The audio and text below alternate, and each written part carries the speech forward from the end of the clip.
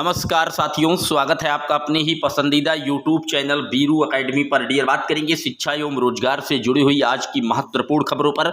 सबसे पहले बात करेंगे बीएड बीटीसी जो अभ्यर्थी हैं, शिक्षक भर्ती आने से पूरी तरीके से हुए हताश और परेशान और आखिरकार बन गए रोडवेज के कंडक्टर। पूरी तरीके से बात करेंगे 69,000 प्राथमिक स्तर की शिक्षक भर्ती में विवाद लगातार बढ़ते जा रहे हैं। मामला मुख्य न्यायाधीश के पास पहुंच रहा है। साथ ही बात करेंगे 18,000 पदों पर स्टेट बैंक में बड़ी भर्ती जल्द देखने को मिलेगी, एक बड़ी खुशखबरी है। साथ ही बात करेंगे नीट यूजी में 20 लाख से अधिक अभ्यर्थी कल एग्जाम में शामिल हुए और अभ्यर्थियों के द्वारा फिजिक्स लेवल का जो पेपर था उसको टफ बताया गया। गड़बड़ी भी उजागर हुई है, उस पर भी बात करेंगे। लेकिन जितने लोग चैनल पर पहली बार विजिट कर रहे हैं, सब्सक्राइब करके बेल आइकन प्रेस कर लीजिए। डियर, आपकी स्क्रीन पर पहली अपडेट आप देख सकते हैं। रोडवेज कर रहा संविदा पर महिला कंडक्टर्स की भर्ती।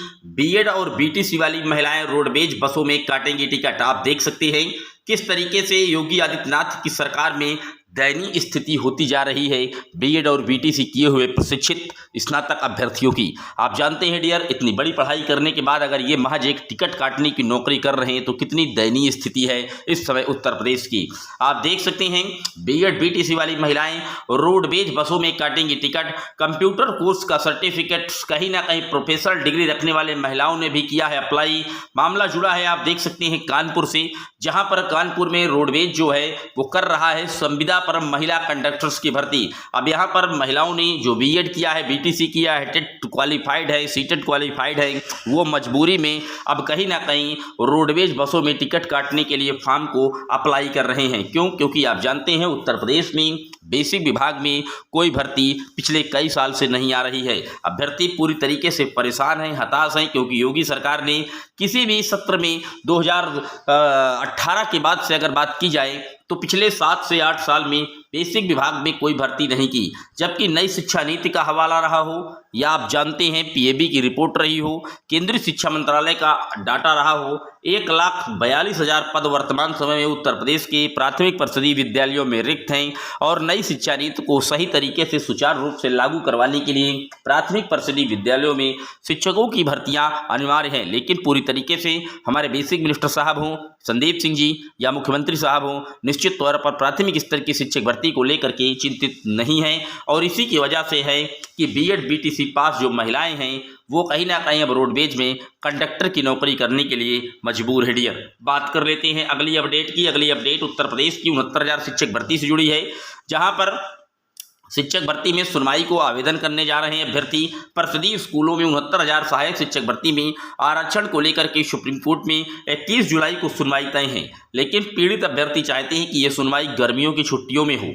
इसके लिए वो सुप्रीम कोर्ट के नए मुख्य न्यायाधीश बीआर गवई के समक्ष 14 मई को शपथ लेने के बाद शीघ्र सुनवाई के लिए आवेदन करेंगे। इसे लेकर के अभ्यर्थियों ने मंगलवार को बौद्ध विहार में बैठक किया। पिछला दलित संयुक्त मोर्चा के नेताओं ने बताया कि अधिकारियों ने ओबीसी को 27% की जगह महज 3.86% और एससी को 21% की जगह महज 16% आरक्षण दिया है। यह संविधान और नियमों का उल्लंघन है।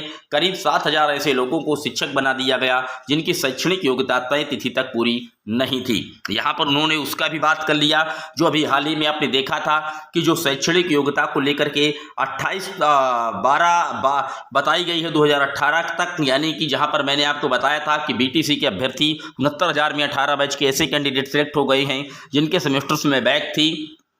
चूँकि भर्ती काफ़ी लंबी प्रक्रियाओं से चली, इसकी वजह से उनका बैक क्लियर हो गया और वो लोग भी जॉब कर रहे हैं। हालांकि माननीय कोर्ट के दिशा निर्देश के आलोक में ऐसे छात्रों और छात्राओं का जो डाटा है वो तलब किया जा रहा है। मैंने आपको पहले भी बताया था कि 5,000 से ज़्यादा संख्याएं हो सकती हैं।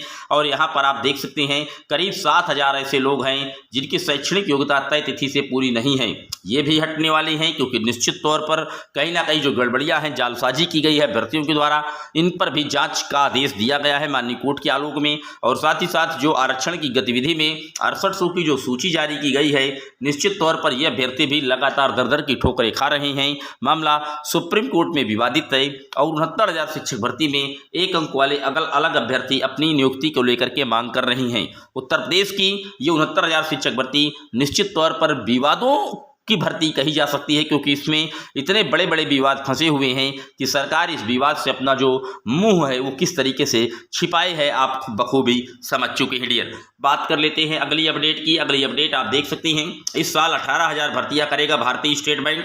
भारतीय स्टेट बैंक वित्त वर्ष 2025-26 में 18,000 नई भर्तियां करने जा रहा है।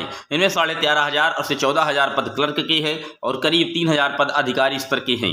बैंक के अध्यक्ष CS शेट्टी ने शनिवार को वित्त वर्ष 2024-25 की चौथी तिमाही के नतीजे पेश करते हुए मीडिया के सामने ये एक अच्छी जानकारी दी है। तो अगर आप बैंक लेवल की परीक्षा की तैयारी कर रहे हैं तो आपके लिए खुशखबरी है, 18,000 पदों पर भारतीय स्टेट बैंक में एक बड़ी विज्ञापन आपको देखने को जल्द से जल्द मिल सकता है डियर। बात कर लेते हैं अगली अपडेट की। अगली अपडेट कल नीट यूजी का जो पेपर था वो कहीं ना कहीं संपादित कराया गया।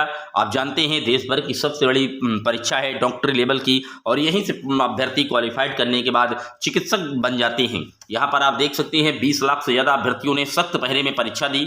गड़बड़ी की कोशिश में 10 लोग गिरफ्तार भी किए गए हैं। पास कराने का झांसा देने वाले 3 जालसाज नोएडा से भी पकड़े गए हैं।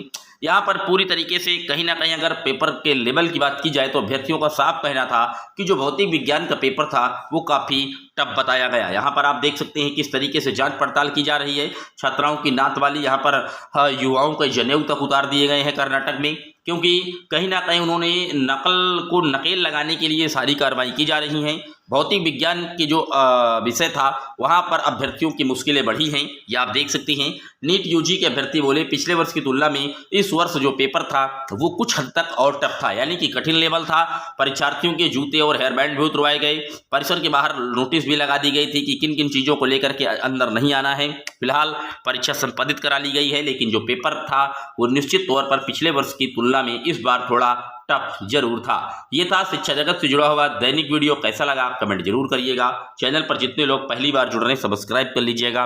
कोई क्वेरी कोई सवाल है कमेंट बॉक्स में मेंशन कर दीजिएगा। फिर मिलेंगे एक और वीडियो में, तब तक के लिए जय हिंद जय भारत।